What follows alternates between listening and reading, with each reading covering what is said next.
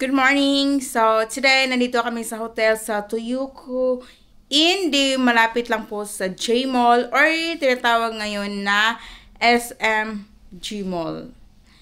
But, before that, dito kami sa stay dahil today, dumating na po yung dark clearance. Sa mga taga Cebu, alam nila po meaning ng dark clearance para sa lupa. So, kukunin namin at isasend naman namin yung papers sa land of basta nalimutan ko yung exact word, but anyway, magpa-process kami ng papers para sa lupa. So alam niyo naman, all of you know na pagpa-process ng papers sobrang mahirap, 'di ba? Sobrang hindi madali kasi kailangan ka pang maghintay ng mga buwan-buwan ng ibang mga papers para matapos. I don't know why it needs to be wait that longer. So, itong papers na to, hinintay ko talaga siya ng almost 7 months. Parang isa-isang papers. So, anyway, nag-text na sila na nandoon na daw yung dark clearance ko. So, kukunin ko na, ipapasa ko naman sa ibang processing place. But anyway, nandito kami. O, yun, nagpapacking na po ako. Kasama ko po yung anak ko kasi yung father niya may ginagawa and gusto sana ng dad niya na si Liam sa bahay na lang muna. But, alam niyo naman sa bahay, hindi si Liam, kailangan hindi pa ganong 100% na nakuha yung mga bakal-bakal sa bahay.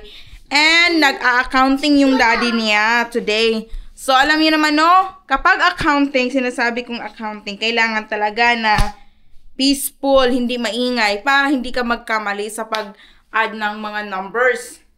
No, ganun ang accounting. So, siya po yung nag-a-accounting sa mga papers ko.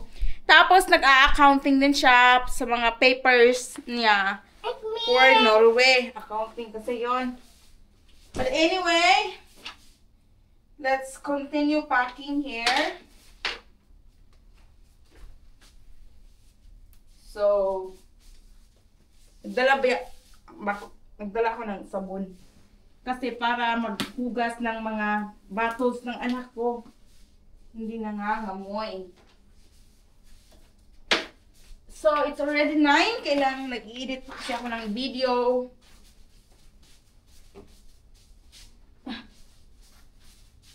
So, ayan nga. Magtataka kayo bakit merong helmet. Dahil nagmumotor kami kahapon, sumakay kami sa bayaw ko. So, sumakay kami. So, si Liam, pwede na siya maka-ride ng motorbike kasi nga, mataas na siya, nakaka-reach na siya sa yubang para sa paa, para maka-reach ka. Yung para rest.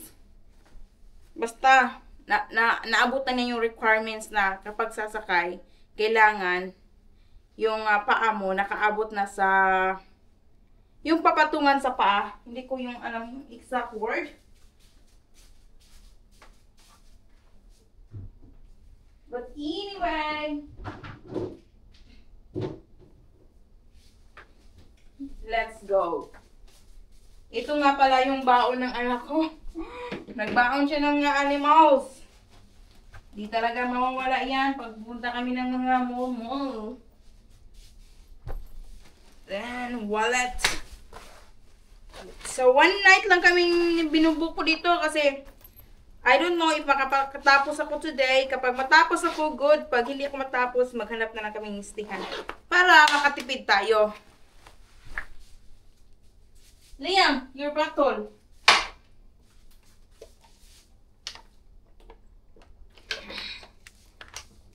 Meron na kaming tubig. So, ready kayo bigatan.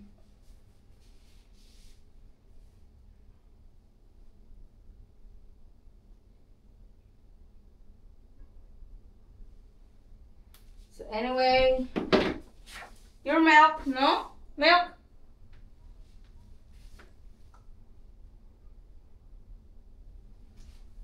Nagbe-breakfast na rin kami. But Anyway, let's go. Dahil meron akong migraine and I'm very sensitive sa mga ganitong panahon, sobrang mainit, sobrang sensitive yung sumasakit talaga yung ulo ko, hindi normal na pagsasakit. Kahit inumin mo yung paracetamol, hindi talaga siya gagana. And binigyan na po ako ng resita ng doktor kung anong dapat inumin for migraine. At nag-work lang naman siya. Nag-work naman siya. So, that's why sometimes kung makikita nyo, you're so weird, Jisa, kung bakit nagsasunglass ka sa buong bahay. Depende na lang kasi yun kasi sometimes yung mata ko, lalo nang yung ilaw, very strong. Hindi talaga kinaya ng mata ko. Or maapektuhan yung utak ko. And also, hindi na ako gaanong nag-headache ngayon dahil nakatira na kami sa bundok. And kapag peaceful sa bundok and wala gaanong madidinig na sasakyan, kapag kasi ako nasa-stress, kapag you always get stress, more a-attack yung migraine, lalo na stress ka. Kaya nung nakatira pa kami sa medyo malapit sa kalsada, medyo nasa-stress talaga ako kasi it's very noisy, no? Ano talaga, re-regord talaga yung ulo ko. Kapag, sabi ng doktor, kapag mas lalong umatake yung migraine kapag stress. But anyway, let's go. Tara!